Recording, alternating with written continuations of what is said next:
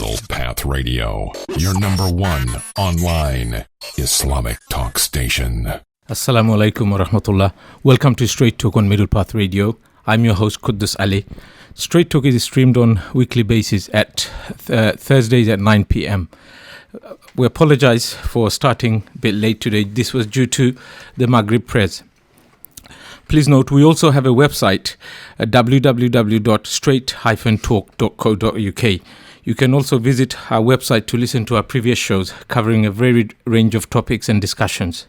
As you know, this is an interactive show and you can participate by calling in or texting us on 07477 080248 with your questions and comments. Tonight, we are discussing the EU referendum, what's in it for the Muslims.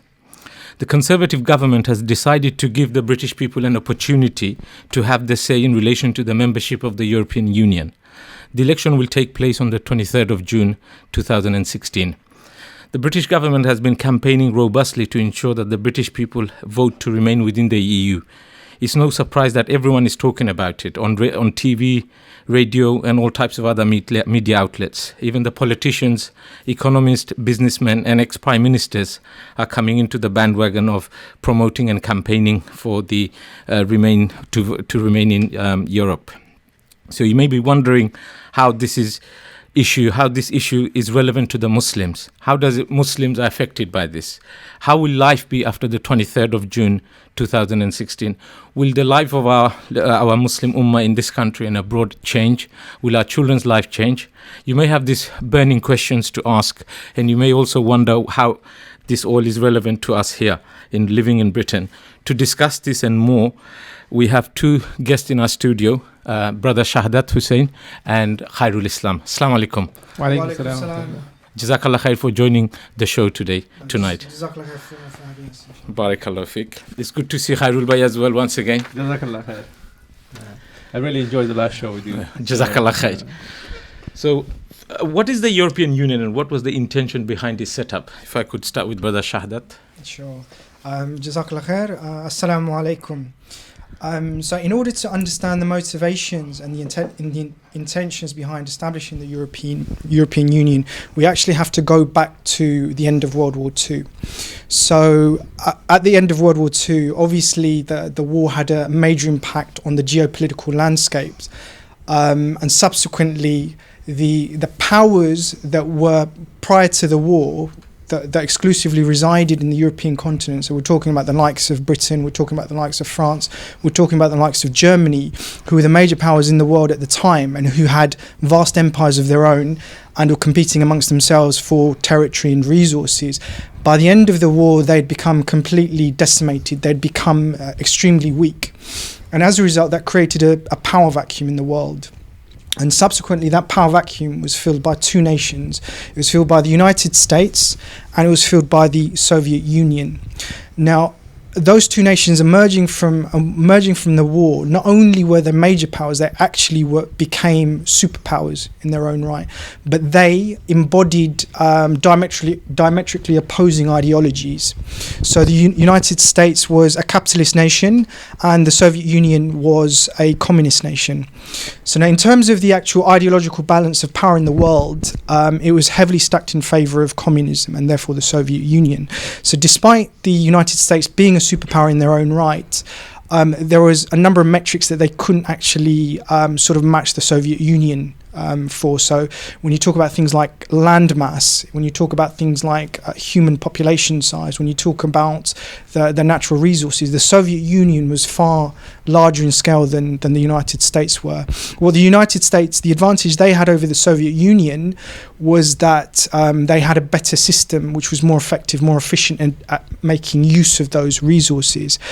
However, the greatest Achilles heel for the US wasn't the US itself, it was actually her capitalist brethren.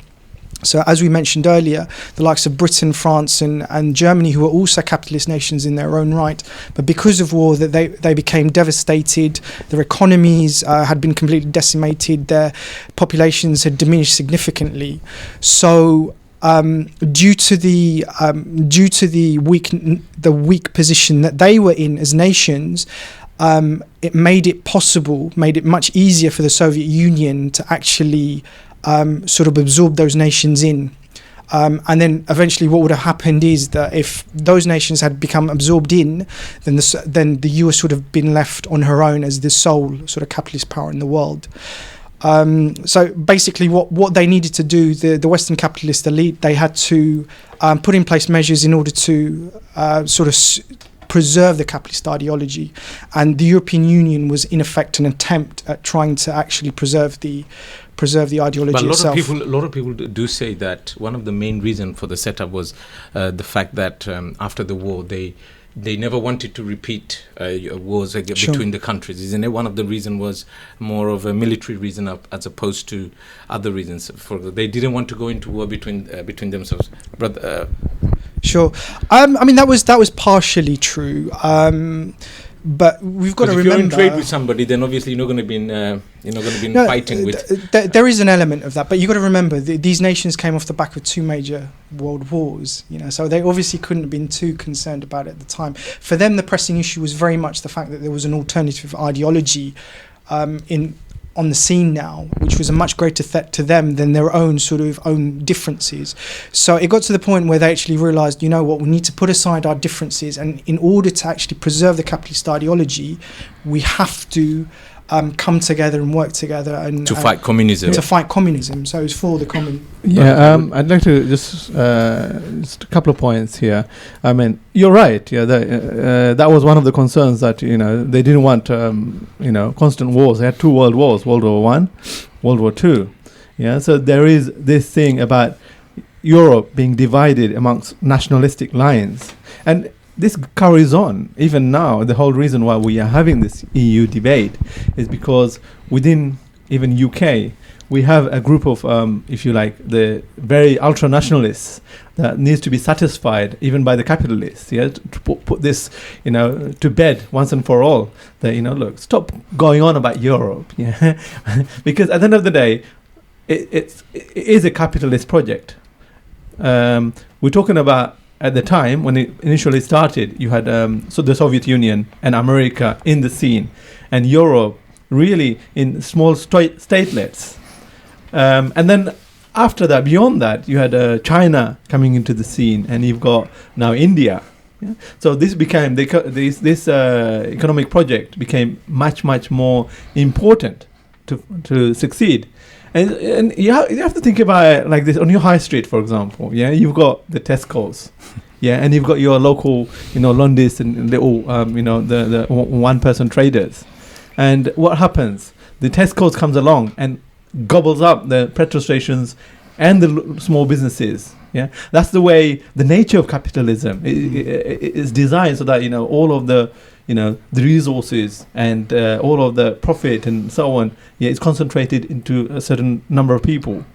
And for Europe to be able to compete in this kind of new scenario where they've accepted that capitalism will rule, if you like, the world, there is no way for them to compete with likes of America in the world scene and likes of China or the Soviet Union. It's very interesting you say that, but if you look at the current discussion, whether you turn on your radio or TV or newspapers, this is not the type of discussion they're having. It's all about investment, it's about immigration, it's about this thing. So how does the EU manifest in practice in terms of trade, investment and currency, for example, Brother Shahadat? Sure.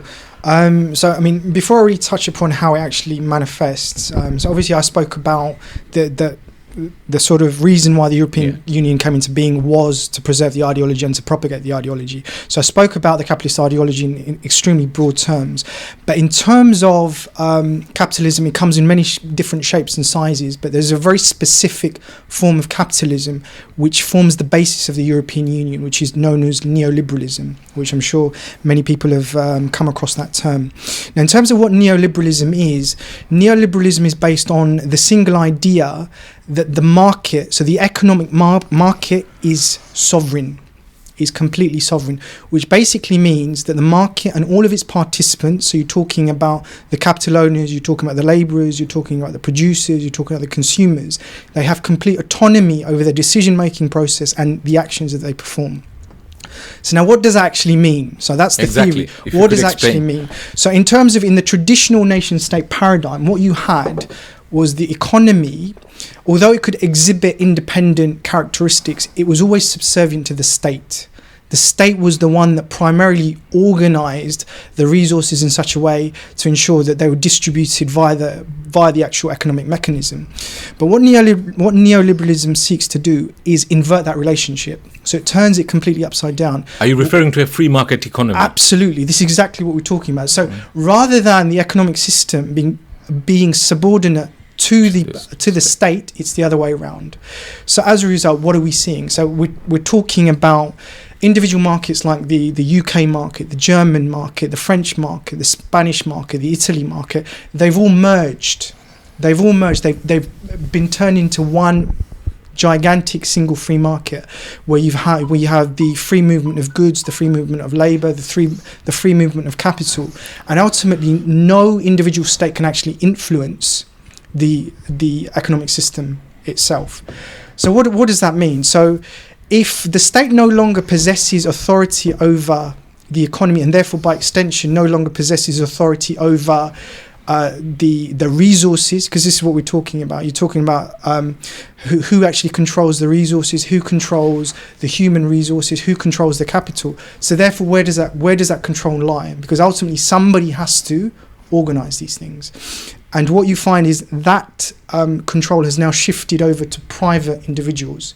So we're talking about the large capital owners. So we're talking about the capitalist classes. Can you give some examples? Because listeners might think you're coming out with some sort of a conspiracy theory, for example. So you might need to give some examples. I mean, we will end up sort of touching upon this a little bit later. But basically, we're talking about people... multinational corporations. Yeah, multinational corporations. They are primarily the vehicle by which the resources are controlled. So if you look at the likes of Apple, you look at the likes of Samsung, HSBC, petroleum companies, they are much, much larger today than what they were 30, 40 years ago prior to the European Union even coming about. And the European Union is primarily the reason why. Exactly. So the other thing, if you think about it, for the rest of the world, what it means is to be able to really is the exploitation. Because if you think about it, we talked about nationalism as in a small state, but European is also a kind of a form of national, identity, for Europe's, to the detriment of everybody else. So it's for the interest of the Europeans. So what it means is one of the things that it's able to do as a result of that is there's more resources for now to be able to exploit places like Africa for the for the resources, because there's huge amount of resources in places. So you find the European Union is involved in many projects in Africa. They don't have you need to think about the mentality, the psyche of the capitalist. And they don't do nothing without interest. There's always an interest involved. So it may sound really, really nice, social project, but there's always interest behind it, whether it's in Africa or the Latin America. And that's what it would mean for the rest of the other parts of the world. A lot of people will say they're worried. When I talk to people, in my office, in the communities, they're worried that this Brexit, this is superficial level discussion here, by the way. They're worried that if there was a Brexit, meaning the exit from it might affect people living here in terms of economic activities here. To what extent do you think should they be worried, Brother Khairul? This is just a superficial. Obviously, we've gone into some ways, because the capitalist controls the government. This is the model that we're talking about. You probably find that it's just a gimmick. Like at the end of it, it will be Europe will succeed, if you like, and Britain will not come out of Europe. Is that what you think, or is this sure? I'm pretty sure. 99%, 99.9%. It's just it does a couple of jobs. This argument. One is, remember, Britain still thinks itself as better than other nations, yeah, and you've also got, you know, the ultra nationalists that needs to be satisfied. So by playing this card, they get more concessions from Europe, yeah. So, you know, something like, you know, the super nations within the European Union, which is France, Germany, and Britain, if you like, they want to play this upper game, and the rest of them, they find it very difficult to sit down with people like those people from Poland at the same level. That's right. It becomes a problem. Now, in terms of, so there's not this worry. Yeah. No, because they think the influx of European nationals coming with their children, families, there's a pressure on the NHS schools, waiting lists and things like this. And obviously a lot of our people, because we came to this country 40 years ago, so we've established and settled here, and they're thinking that, look, these people are coming in, taking our services away from us. Yeah, and there's a pressure on the local authorities. Yeah, if you think about it. Is there really a discussion that I've been having discussion about this with people, and one of the things is, you look, how do people look at this problem? Yeah,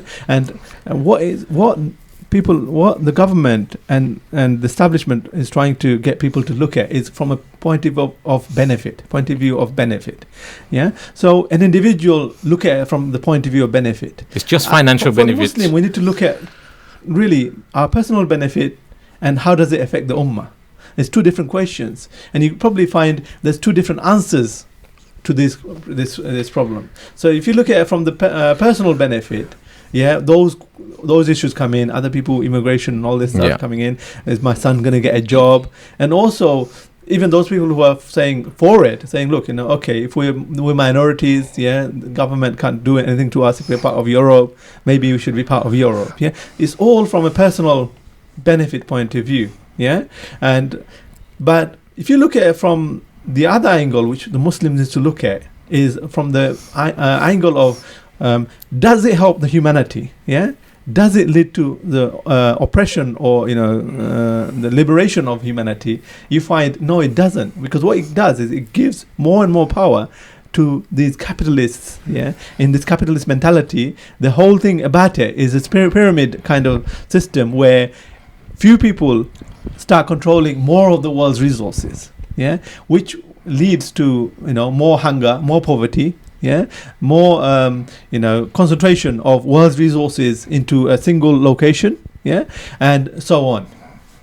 Anything like that. Yeah, no, just to really add to what Brother Khairul has mentioned. To be honest, whether or not the UK decides to come out of the European Union is actually insignificant. It really doesn't make much of a difference, simply because if we take the European Union is actually fundamentally undemocratic.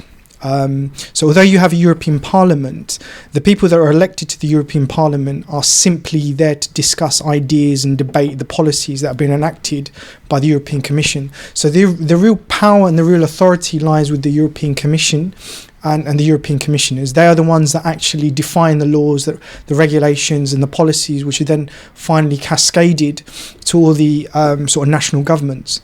Now, the European Commissioners basically take their lead from the large multinational corporations.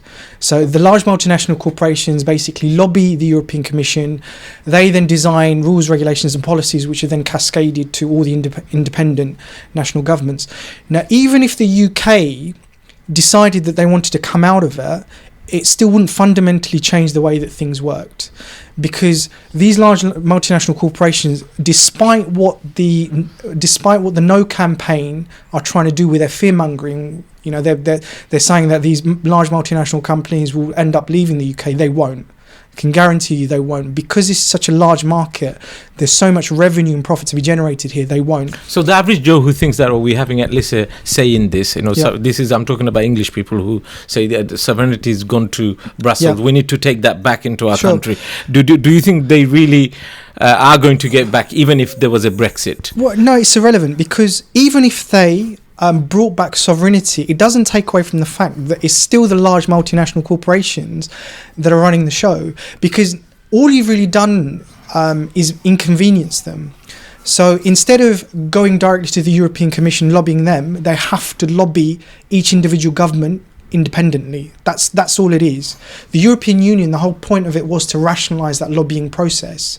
So Mr. Farage, his argument, if we left, we'd be better off, if Britain left.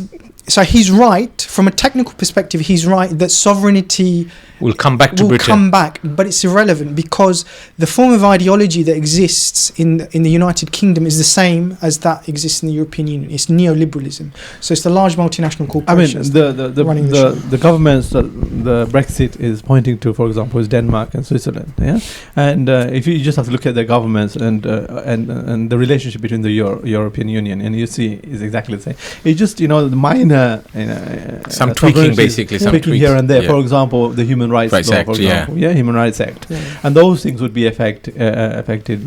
Other than that, it's the same market. It's about the capital multinationals having the power. Jazakallah khair. If you've just joined us, please note that we're discussing tonight on the European referendum, the what's in it for the Muslims. So if you want to call in, the number is 07477080248. You can also text us with your questions and your comments. You may also want to raise you may want to raise your opinion about whether you agree with our guest tonight, whether you disagree, explain why you disagree. Please call in to tell us why you disagree. So the number once again is 07477080248. We see Muslim governments continue to push for division, nationalism, and maintain border controls. Are there things that the Muslim world can learn from the European Union project, Brother Shadat? Sure. So, so we've already sort of discussed. It was ideological considerations that resulted in the formation of the European Union. Now, capitalism, like all ideologies, it ultimately what it wants to do is dominate the world. This is the intrinsic nature of any ideology, in the same way that communism sought to dominate the world. And when Islam originally existed with the Khilafah state, it too also wanted to dominate the world as a system. So now, if you have the European Union, who saw that the only way to actually preserve their ideology and to propagate it was to integrate politically and economically, then by the same logic, the Muslim world, if it seeks to establish the Islamic ideology, which is our true ideology, is ultimately where we as Muslims, it's the core of our belief, it's where we take our ideas from, it's where we take our religious practices from, it's where we take our political and our economic system from, it's where our security lies within this ideology.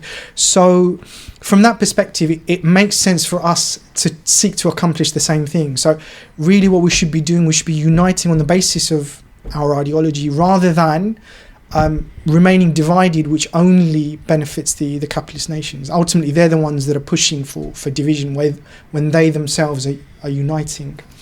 It's interesting, isn't it? I mean, the whole discussion about Europe and how let's get together, let's create a common market, let's remove the borders between us. And at the same time, the same people, Subhanallah, same utterance, when the Muslim world is discussed, let's divide, let's see how we can, split them. Let's see how we can split them. Let's see if we can draw another border on the sand. And you have to question, why is this?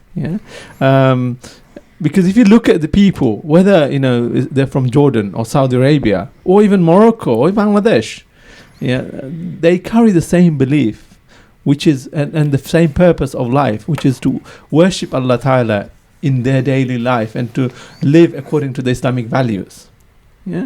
Now, Islam gives us a system that provides that kind of avenue to be able to live according to these values without exploiting the people.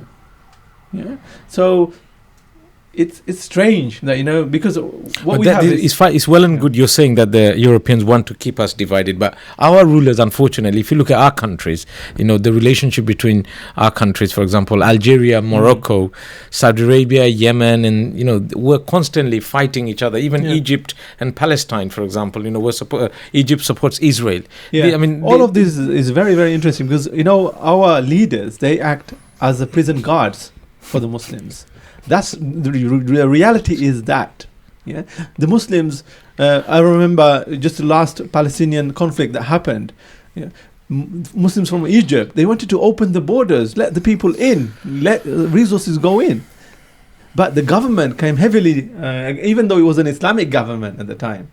And this is the situation. If you look at Libya, Algeria, and all of those countries along, you can't tell the difference between the borders, where the border is. Yeah? But it's just the government trying to keep us divided. Yeah, this is the kind of situation that we're in now. The other thing I would like to say is just politely disagree with Brother Shahadat on the issue of domination. Yeah, because what is there?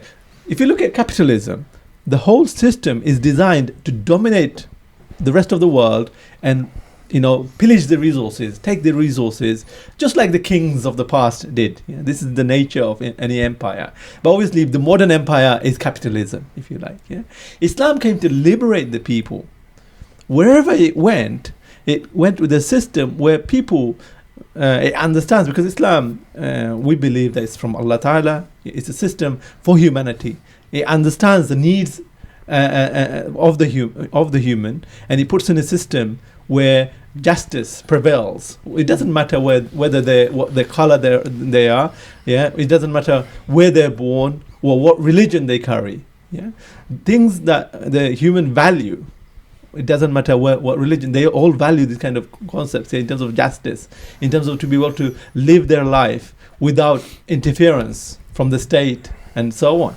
You see, to be able to run their little businesses, to be able to look after their families. So are you just very quickly, are you saying that none of the Muslim countries are following what you're saying? Are they following true Islam? I mean... Well, what's happened is they are... because they're Muslim countries. Why is it that, the leaders within the Muslim country are acting as prison guards? One of the reasons is that really, since the Ottoman leadership was destroyed, all of these were carved up amongst the winners, if you like, winners of World War I, whether it's France or Britain and now America as well. And they carved it up and they put their own puppets in these regions and implement a system which is really a mixture of dictatorship and capitalism.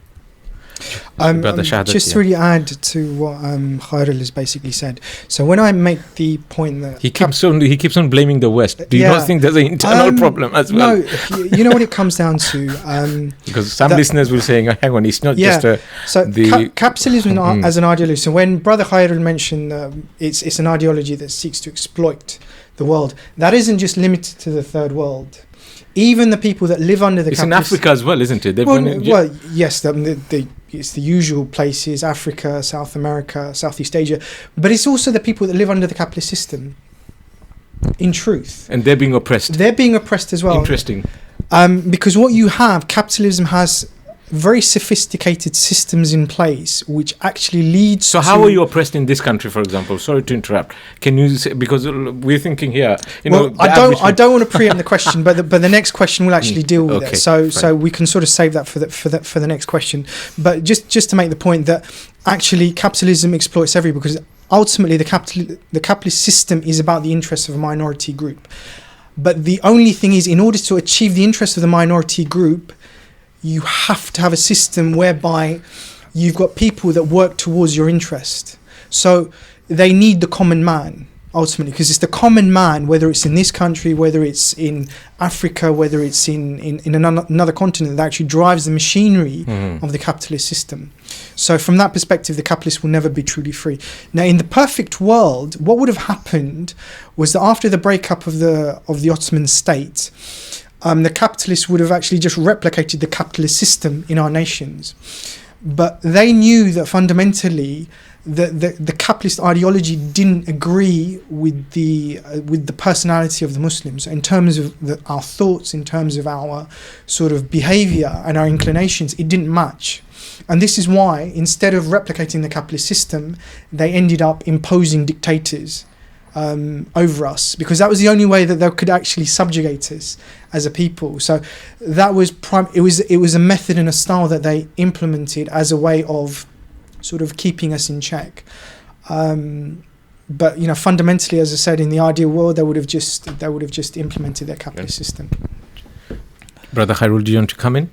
Yeah, no, I totally agree with what Brother Shahadat is saying. The only thing I would say is what we can learn from this is really, even if you take it to Tesco's and Sainsbury's examples, for example, which was a good example. There's really you have no way of surviving as a small state, small nation. You need to have something that is bigger, to challenge these multinationals, if you like, capitalists. From a capitalist, from even thinking about from my own interest, if you like, regardless of anything, it doesn't make sense for you to work in a small, in your small corner shop. It won't work. So what the Muslims need to do is, we have a system that Allah subhanahu wa ta'ala has given us, a way of uniting the Muslims, and which is really a solution for whole of mankind, and we need to really demand that from our leaders, if anything, because otherwise, at the end of this product is you don't have nothing. And everything is owned by Europe or America, those the super shops, if you like. My examples are Sainsbury's and Tesco's. Jazakallah khair. This is an interesting one. EU is not only a political bloc but also an economic initiative. What is the role of EU's single currency, euro? I could never understand currency actually. Brother Shahadat. Sure. Well, currency, it's a very important question actually, because this is actually at the heart of the very issue. So obviously I sort of spoke about the neoliberal ideology and how what the neoliberal ideology sought to do was remove control of a nation's resources and place it into private hands. Now, a free market can only function if you have a currency. In fact, any modern economy can only function if you have a currency, because the currency itself is the lifeblood of the economy, without which it can't function. Now, really, the question is, if the control of our resources are being moved over to the private capital owners, where does that capital come from? This is fundamentally the question. So if I pose the question to you, from your understanding, how does money actually come into existence? So from my understanding, I think money comes when the government orders the Royal Mint, for example, to just print more money, and it's based on demand and supply of goods and services. It's not really linked to it. My understanding is that if government wants to print tomorrow millions of pounds, it can, through quantitative easing. It's not. Yeah. This is a very simple understanding that I have. So in terms of your understanding, you're wrong, but you shouldn't feel bad, because that's probably the same understanding that the vast majority of people actually have regarding the issue of. So how does money come into being then? Great question. Great question. So money is exclusively sort of the province of the private banks.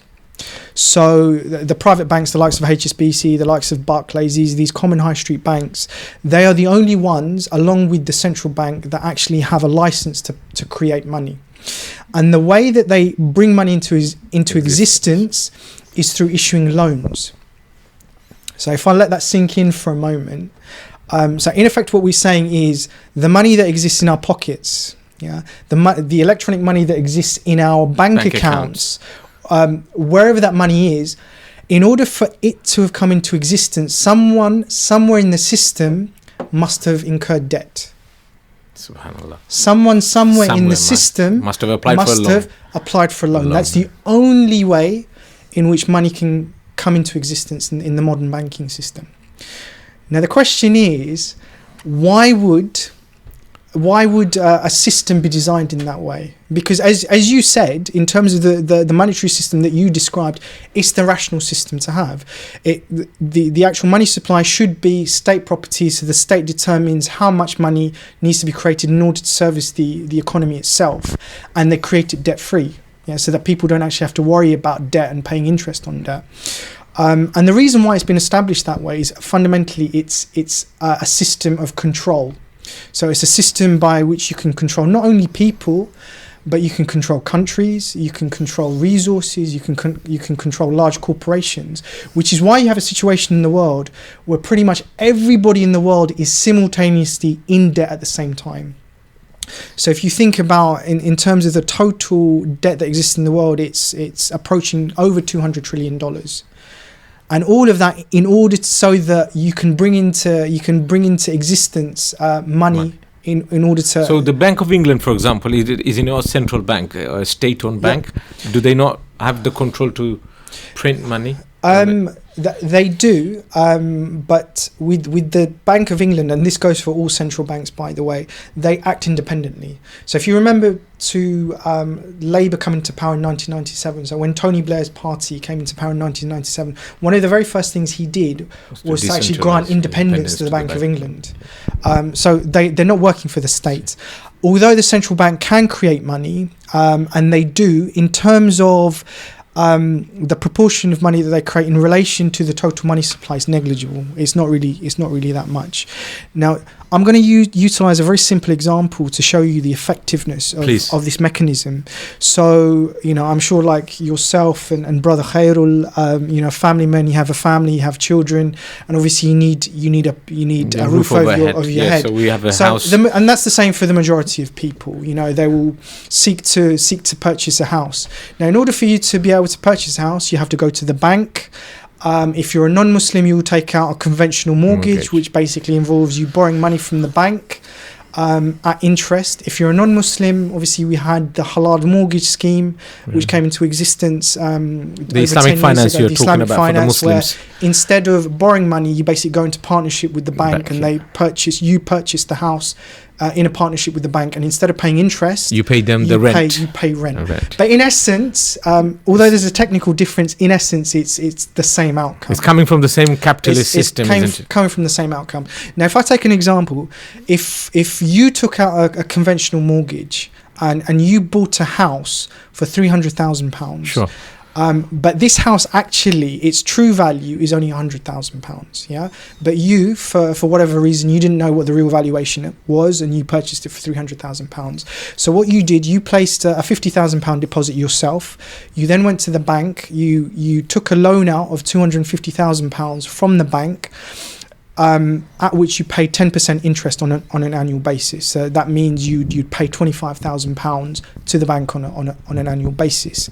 So you've now purchased this house for £300,000. Now, after the first 10 years, everything's fine.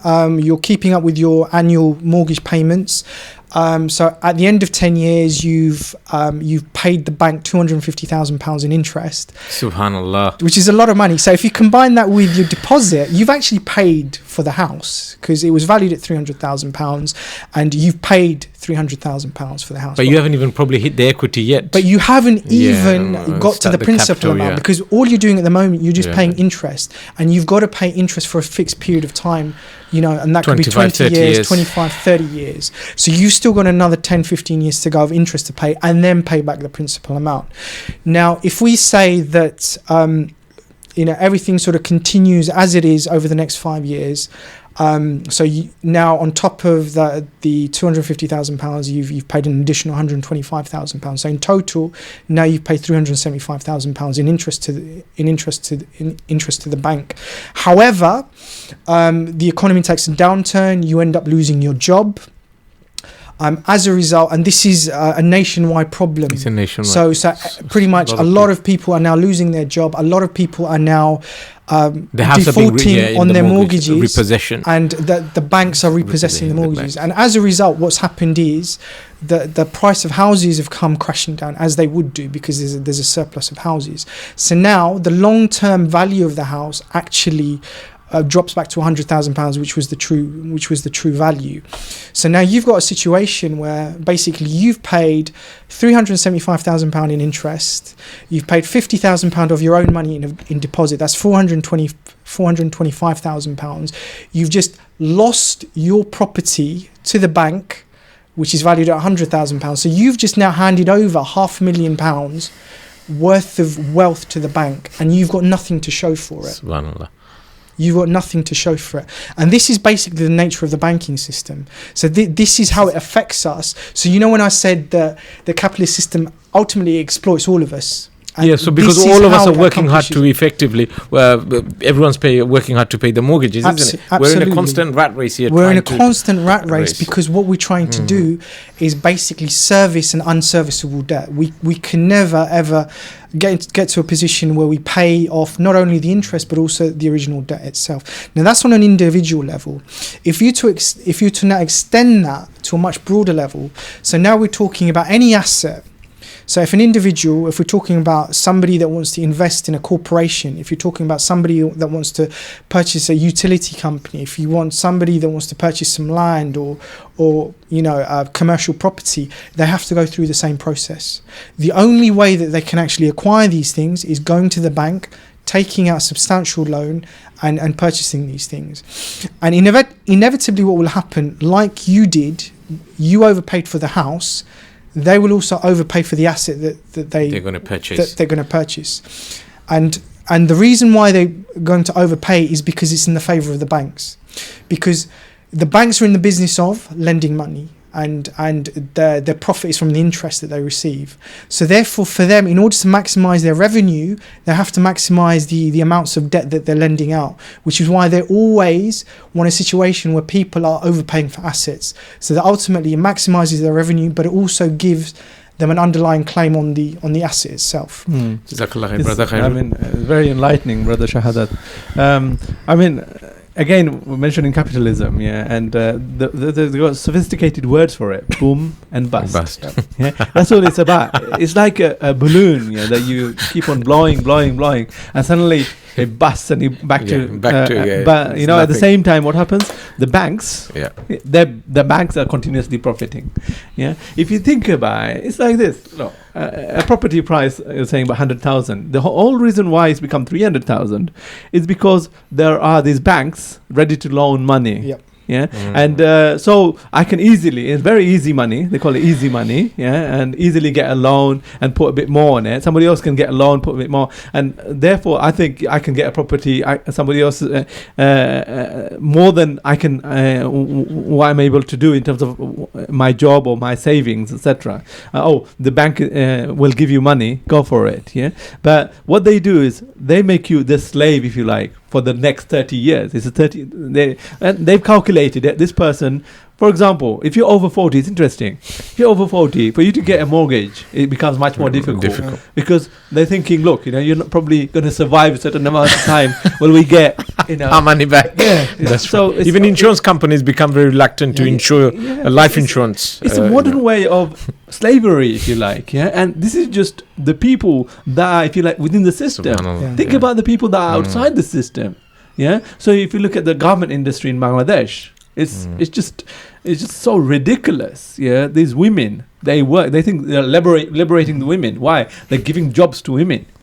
Women are getting jobs. They don't have to be at home no more. They're paying only £1, £2 a day. Work for 12 hours, 13 hours shift, and producing garments which for which they are getting paid about £1, £2, which here, these multinational companies, they sell for 40, 50, 60 quid. The likes of Gap, etc., isn't it? Gap, right. French Connection. Gap, Next, all of these companies. And this is the nature of this kind of thing, which creates a slavery nation and slaves the people.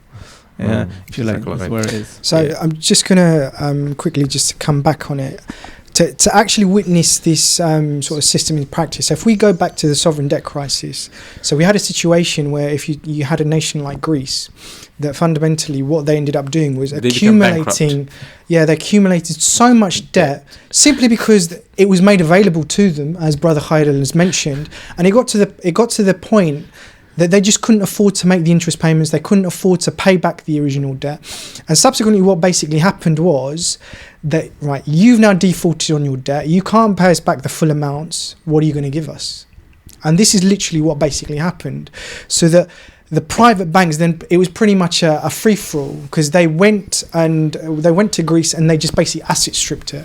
They basically said, right, we're going to take control of this port, we're going to take control of this national asset, we're going to take control of this land, and they're going to privatize it. And ultimately, whatever wealth is created off the back of it won't be of benefit to the Greek people. It'll end up going offshore into the pockets of the wealthy elite. So even with the European Union project, what you can see is that basically the major powers via the banking system laid a trap for all the weaker peripheral EU nations. So we're talking about the likes of Greece, we're talking about the likes of Ireland, we're talking about the likes of Spain.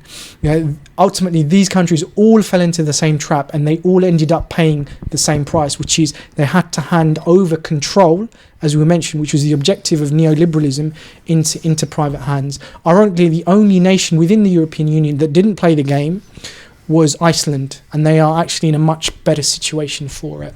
Jazakallah khair. Just for the benefit of our listeners, I'm just going to bring you back to the point about the single currency. You've explained currency generally, sure, but just a single currency, very briefly, if you can touch upon, because you've shown that it's oppressive. So really, it just relates to the process that I'm talking about. So when they initially was propagating the idea of the European Union, they were basically giving all of the pros, and they were going to be wonderful. So the European currency would basically lead to a lowering of prices across the board, because everybody's using the same currency instead of having to use these complicated exchange rates between 20-30 different exchange rates. So that was the way that the single currency was actually put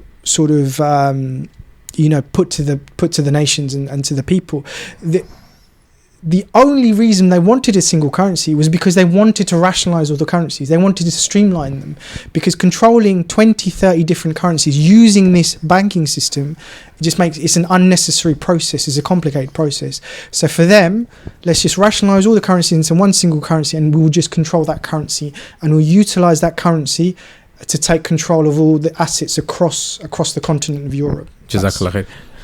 Brother Khairul? But there's another reason for having this currency, because if you look at the world market, it's dominated by the dollar, and you don't have to be an economist to know that if you control the currency, then effectively you control that market. So it comes to the global, the competition that you have.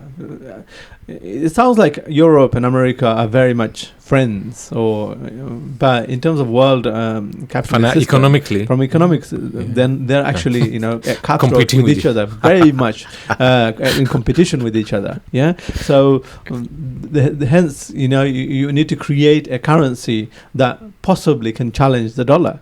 If you have your design, which is you're going to dominate the world, this is the thing. Is this the reason why Britain, for example, during the exchange rate mechanism and single currency, the euro currency, they didn't become part of the euro currency? Is it because they wanted to keep the power in the pound, as they say? Yeah. So no, for sure. So as Brother Khairul has mentioned, the euro. Like the dollar is a global currency, and the same applies to Britain and the British pound. So for them, the British pound was an immense source of benefit for the British, and they exercised complete control over it, which is why they were sort of reluctant to hand it over completely. I've got a question for you from Brother Abdullah. He's saying, my question is to Brother Shahdat, who are the real rulers? As Muslims, where do we stand in the midst of this whole European referendum? So in terms of real rulers? Yeah, who are the real rulers? And as Muslims, where do we stand? So I think what the brother is referring to is who really makes... rules the world. It's a good question. The capitalist system is so sophisticated that they've got so many different facades and they've got so many different masks that it's almost really impossible to actually look through it and to identify who is the one that is actually pulling the strings. But what you can be certain of is that, like any system, systems have to be designed, systems have to be created, like the banking system. So somebody somewhere sat down, designed that debt-based banking system, and then put it into action.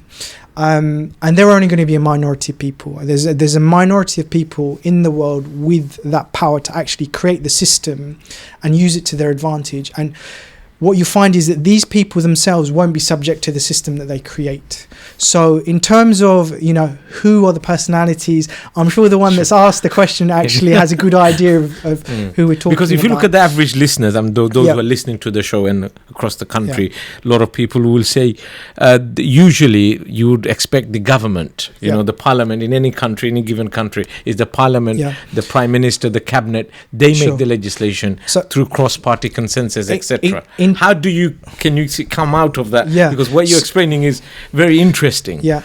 So what you find is basically this ritually, what they rule by proxy. So what they rule by is by institutions, and you won't necessarily see them. So in terms of your comment about governments, the reality is governments today have no real power. And it goes back to the point that because fundamentally they don't have control over their own economies, and that is an immense source of power for them. They don't actually have much in the way of control and much in the way of authority. The power really resides with institutions like the central banks, so the Bank of England, the US Federal Reserve, the European Central Bank, the international governing institutions, and the international financial institutions, so like the IMF, the International Monetary Fund, or the World Bank, the WTO, the World Trade Organization. So what you find is that the power really resides with a lot of these international organizations, because the rich actually rule by proxy. Jazakallah khair. Muslim world were trading in oil with US dollars, creating a world leverage for the dollar. Is this beneficial for the Muslims in the long term? It's really sad, isn't it? So, I think Brother Khairul sort of touched upon it before with the last question, but the US dollar is one of four currencies that actually have a unique status in the world, which is international reserve currency status. And what that basically means is that not only are these currencies the basic local domestic currencies of their own economies, but they are also the currency for the global economy. So we know that when nations are trading amongst themselves, they too need a currency. And it's any one of the US dollar, the euro, the British pound, and the Japanese yen. So these four currencies have a very unique place in the world. Now, specifically with the US dollar, it is actually the most dominant currency in the world. So over 80% of all international trade is conducted in the dollar. So that is, the power that the US actually possesses. So what does that actually mean? So the implications of having a country having a currency which is actually the global international currency as well, is that currency itself becomes a commodity in its own right. So if we think of the US dollar, it's no different to, say, gold. It's no different to oil itself. It's no different to coal, to gas. All of these are commodities that have an intrinsic value and function, and the currency itself is also treated in the same way. So what that basically means is that if Saudi Arabia, as an example, need dollars in order for them to be able to purchase the things that they need from the rest of the world in order to make their economy function, that means they have to sell their oil for dollars. Right? Now, the dollars themselves, they don't take much effort to create. The US Federal Reserve, the private US banks, all they simply do is key in a couple of digits in their computers, and that's it. And then they acquire oil. So if you actually look at the transaction, it's an unfair transaction, because what's happening is the US are handing over nothing. In effect, it's just worthless digits on a computer or paper, and the Saudis are handing over something of intrinsic value, tangible. So what it basically means is that the US doesn't even need to have an industrial sector, because all it has to do is print dollars in order to purchase things from the rest of the world. So that's unique to the US. Now the rest of the countries have to actually work. They actually have to exert some effort. So if you take the example of China, in order for China to acquire the resources she needs, she has to produce goods and services that she can sell to the rest of the world to earn the dollars which will allow her to be able to purchase the things that she needs. So you can see automatically it's an unfair situation that's been created. And also, more importantly, the second point, it gives them significant leverage over the global economy. So the US, by simply controlling the amount of dollars in circulation, she can actually control whether or not the global economy is going through a period of growth, whether it's going through a period of decline. She can crash independent nations. So, if there's a particular nation that she's got an issue with, so if we take the example of Russia or Iran, she has the power to collapse nations themselves. So it's an extremely powerful tool that the US possesses. I've got a lot of text. I'm just going to take one text for Brother Khairul, but before I do you want to come back on what Brother Khairul said, or do you want to answer the question? No, I think Brother Shahadat clarified it. The only thing I would say is, you see, it's all about controlling the world economy. It's about controlling governments, and when you do quantitative easing, for example, you're producing dollars, which has no real value at all. And actually, everyone is paying for it. Every government which has got a stockpile of dollars, that a certain percentage of that dollar has come down, in terms of value. And so everyone is taxed. It doesn't matter. You don't have to be an American to be taxed on the dollar. It's amazing. I'm just going to give a quick example, a contemporary example of sort of the power of the dollar in action. So I'm sure you're sort of familiar that Saudi Arabia recently have announced the privatization of their state oil industry, so Saudi Aramco. This is actually because of the US manipulating the global economy. So what they basically did, they reduced the amount of dollars in circulation, and because of that, the price of oil has come crashing down. So if you remember, the price of oil was north of $110 a barrel only in June 2014, and now it's trading at less than $30 a barrel, I believe. So it's really hurting the oil-producing countries, and in particular Saudi Arabia, who's heavily oil-dependent. The largest component part of the GDP is from their oil revenues. So what that basically means now is that they're not earning enough revenue in order for them to be able to purchase the goods and services that they need from the rest of the world in order to run the domestic economy, which means they need to now establish alternative revenue streams. So I think the Deputy Crown Prince Mohammed bin Salman has basically stated, look, we need to restructure our economy, which means we have to establish new industries. But in order for them to establish new industries, they need money for investment. So where are they going to raise that money from? They have to privatize their state oil industry. Now, just to sort of highlight what a massive move this is, Saudi Aramco a couple of years back was valued nominally, even though it was a state oil company, it wasn't a private company, it was nominally valued at $10 trillion. $10 trillion. That is more than the GDP of certain nations. Just to put that into context, Apple, which I think 2-3 years ago, when it was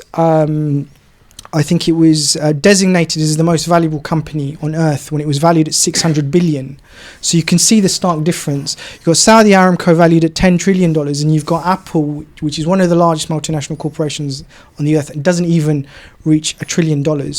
So what does that basically mean now? The Saudis are having to sell off stakes in their oil company, which is fundamentally going to go to private Western owners, which is going to offshore any profit that's generated from the Saudi oil company. So that is, shows the magnitude of having, the US. Jazakallah khair. I've got plenty of text, but I'm just going to read one of them from my brother Hussein in Barking. Can Muslims have something similar to the EU, and will it work? Can the Muslim countries unite and become a solid bloc and compete with USA or Europe? Brother Khairul. I think if you want to survive in the current world under even the system that is proposed, which is capitalism, you have to think like that. But before that, the Muslims, Allah subhanahu wa ta'ala has given us a system which is kind of like that, where it removes the national boundaries of people and removes the thinking that I'm better than the next person, that I want to acquire the resources. So we're talking about the system, the Khilafah system, and within that you've got rules about currency and rules about economy, etc. So he's got the So one of potential. He's asking, does he have the potential of competing with bloc like USA or Europe? Of course, because if you have that system, then people will look to it, and they will compare the two, and you will see how the people will see how their lives are actually living in misery. When we talked about the capitalists enslaving even their own nation in terms of the debts that people are in, and people go to work, they don't enjoy work, and they're forced to go to work again and again just and to again, pay the mortgage just off. to pay these banks off. And then when you look at the Islamic system, and people are happy, they're able to do what they enjoy, and they don't have to work day and night. They don't have to work, both partners to actually just to afford a place to live. Then they're going to say, look, this may be something that is better for us. Jazakallah khair. Very quickly, I've got another text from a brother called Bilal from Bo. What makes people so duped that they do not question the oppression or see it nakedly, as Brother Shadat does, as those enslavement plays of the ploys of the banks? I mean, you see, that's an interesting one, isn't it? It's a great question, actually. So, I mean, if we take the housing example, what is it about the housing market that people can't see that they're actually being conned here? And the reason is, and it comes back to the point that Brother Khairul made, was that this is what happens when self-interest is the basis for all your actions. Because the problem is, so if we take the example of the housing market, somebody looks at the housing market and they see house prices just going up and up and up and up and up.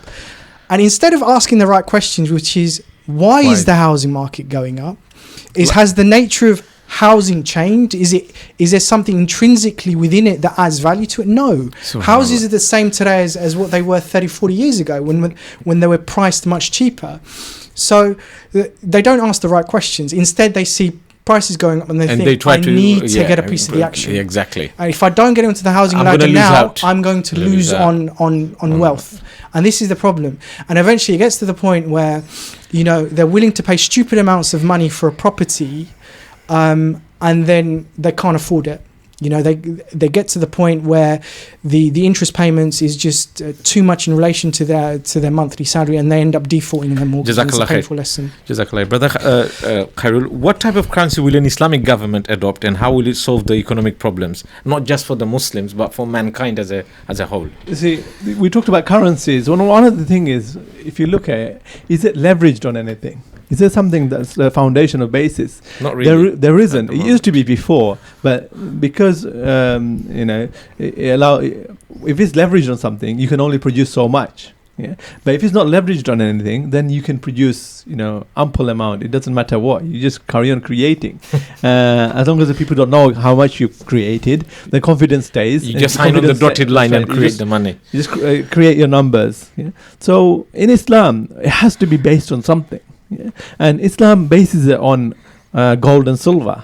And if you look, even if you look at a period of 1,000 years, and if you look at the value of gold, largely in terms of what it's worth, a certain, let's say 10 grams of gold, what it's been worth, it's largely been very, very similar. There's not, this inflation thing that you have as a result of this fiat currency, because if in the market you've got a certain amount of currency, and then when you've introduced more paper money, what happens is there's more money floating. Naturally, the prices of goods, because it's chasing the same number of goods, the prices starts going up and up. So that's where Islam says that it has to be based on a real currency, which is gold and silver, in that sense, that because the prices does not go up, it's fairly stable. So you'd be paying for the same amount of money for a sheep that you would have paid 1,000 years ago in terms of gold. So that's the currency that Islam would adopt. Jazakallah khair. And is it capable, just very quickly, Brother Khairul, is it capable of, just adding on to Brother Khairul's point, dealing with all the mankind's problems? I mean, would it be able to solve? Sure. Is it a universal currency? No, absolutely. So, I mean, the currency plays a fundamental role in the Islamic system. So unlike the capitalist system, where basically the currency is a means by which you control a nation, you control the population, you control corporations, the outlook in the Islamic system is completely different. So the currency is there to serve the economy. Right. So in origin, the currency itself is state property. It belongs to the state, but the state can't actually it can't actually forcefully direct it in any specific directions. So we're talking about free market. There is actually the concept of a free market agrees with Islam. So in Islam, you'll genuinely have a free market. You won't have this perverted version of a free market economy that exists in the West, where basically really what it's designed to do is to ensure that a small collective group of people are able to dominate over the economy. Rather, what will happen is via the sort of gold and silver currency system, that money will circulate equitably around the system. It will lead to businesses being established, wealth being distributed, wealth being recycled, and a big part of this is because fundamentally debt doesn't play a big role in the Islamic economic system. Brother Khairul, you want So to one more point that needs to be made here is subhanallah, the gold and silver currency that Islam adopts basically for the people. You're not creating any more on it. It's not a commodity. The point is that in a capitalist system, the currency is a commodity. So therefore, you can buy and sell. Hence, you have the interest, and hence the creation of more money, etc., etc. In Islam, the currency is just a means of exchange. It has no intrinsic value. Yeah. Hence, you cannot buy and sell currency. Yeah. Which removes the banking system from this. So the banks don't have no involvement in creation of the money. The lending of money. And slowly, more money being available, easy money being available, and therefore that leads to increase in price because people have money to be able to put more deposit on what they're buying or more money on what they're buying. Yeah, that is removed from the system. As a result, the commodities keep the value at that level. Which in the capitalist system, because money is a commodity, you can buy and sell money. I've got a text for you from another brother. His name is Jalil. He's saying, are you saying that we have to carry gold around with us in an Islamic system? This is unrealistic. Do you want to just briefly clarify that? No, I don't think we don't need to carry. I don't think we have to carry gold. I think what has to happen... It's just have to be pegged and backed, isn't it? Yes. About 4 years ago, when you had a £10 note, the £10 note had an intrinsic value of gold. Yeah, or so that if you could have gone to the Bank of England and say, look, where's my gold for this £10 note, and you would have an equivalent value. Yeah, obviously a state would manage the whole process, so there would be a backing to that. So you could have a paper money, but it has to be backed on, pegged on something which is real. Jazakallah. It seems from what you've ever explained that the Islamic system is a very workable system. If that is the case, then how come Muslim countries are falling behind and not establishing this type of Islamic government? And if they were to ever establish such a government, would it challenge the European Union? Very briefly, Brother Shahid. Sure. What is stopping it? What is stopping it is fundamentally capitalism. Are you sure? Not the people of those countries? No, obviously. The despot governments. The capitalist nations, as we sort of mentioned, they rule by proxy. So even though we do have rulers that ultimately they answer to the major powers in the West, and this is. But then how come the people of these countries are not making it loud and clear that they want Islam? If the Muslims in the Muslim countries are just trying to be a devil's advocate here for you, if you think about it very briefly. Very briefly, simply because of our economic reality of people. So generally speaking, the countries that we tend to come from, the Muslim world, is very, very poor. With the exception of a few countries. You're talking about really the Gulf countries where there is an immense amount of wealth which has been shared amongst a small population. But if you take the example of Bangladesh, you take the example of Pakistan, take the example of Morocco, Algeria, these places are, under immense poverty. So it'd be unfair to expect the common man to really concern themselves with these issues, because for them, every day is about survival. It's a struggle for them to earn enough money in order to support themselves, their families, their children, etc. So although they may have an appreciation of what the problem is and they may curse their rulers, realistically, their hands are tied. So how do we destroy capitalism? Brother Shada says there is capitalism that is causing all this problem in the Muslim world. It's not just the Muslim world, like I said. Yeah, it's in Africa really as well, all over the world. It doesn't matter. Yeah, it's the nature of capitalism to do that. I think the Muslims, we need to realize that we have got a solution to this, and we know that we got a solution because we believe in Allah, we believe in the Sharia, we believe that Allah has given us this system, and it's about time that we stop sitting on our backsides and just thinking about our own benefits, but think about the humanity as such. Yeah, otherwise it's going to lead to more and more destruction, and we really need to make it clear to our leaders that it's not acceptable, and then we need to move.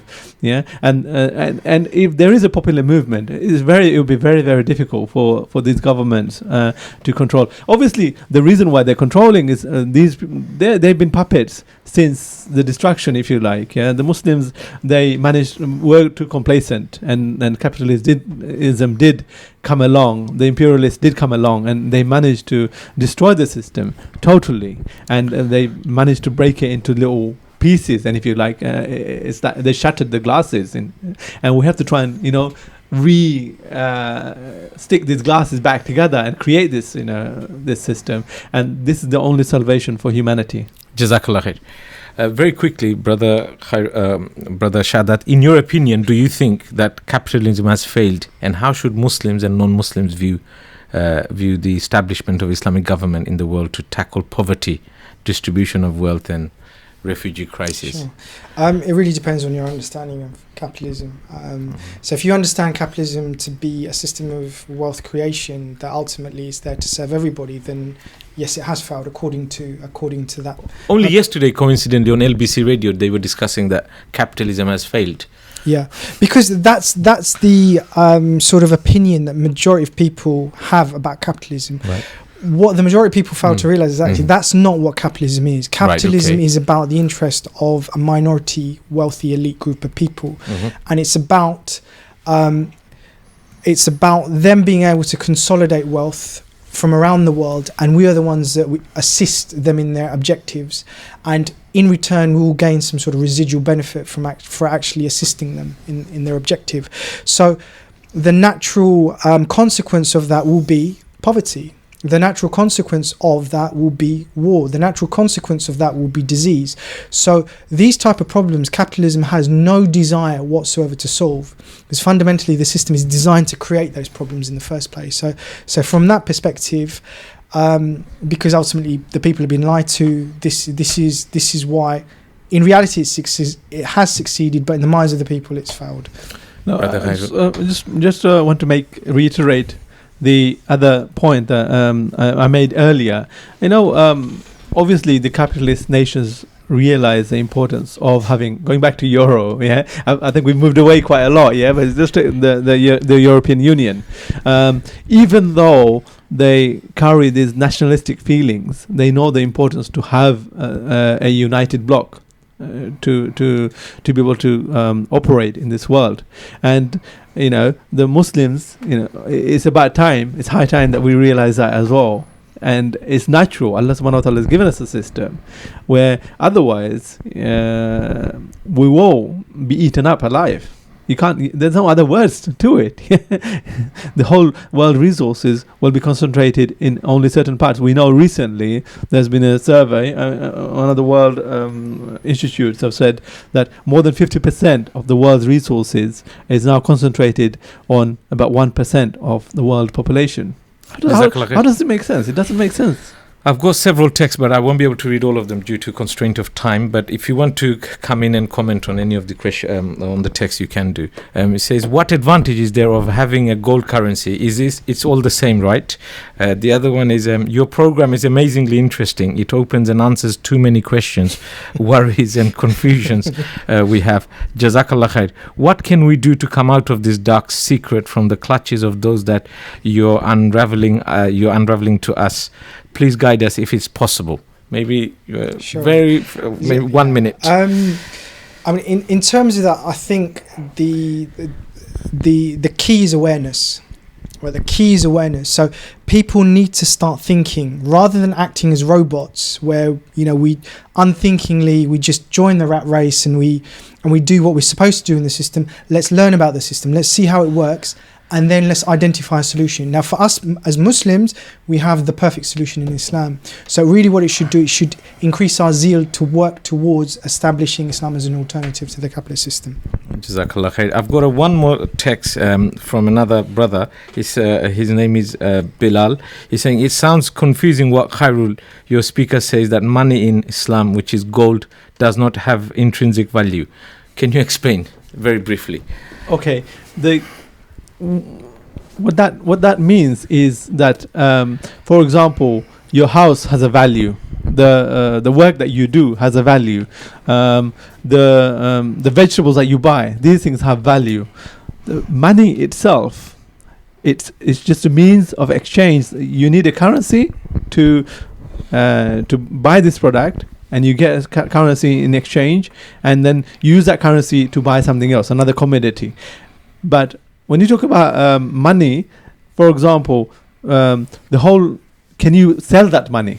Yeah, will you be able to sell £10, let's say 10 khilafa dinars, yeah, for 11 dinars, yeah, as a borrowing? Yeah, this is prohibited in Islam. You cannot. 10 dinar is 10 dinar. If you lend, if you borrow, it doesn't matter what. Yeah, so because in interest in Islam is prohibited. Yeah? So if it was a commodity, you could buy and sell it. You could buy it at a certain price, sell it at a different price, make profit on it. Because it's not a commodity, it hasn't got an intrinsic value. So you couldn't buy and sell it. Yeah, this is the concept. Jazakallah khair. I think we've come to the end of the show. Once again, Jazakallah khair to both of you brothers for taking your time out to come onto our show tonight.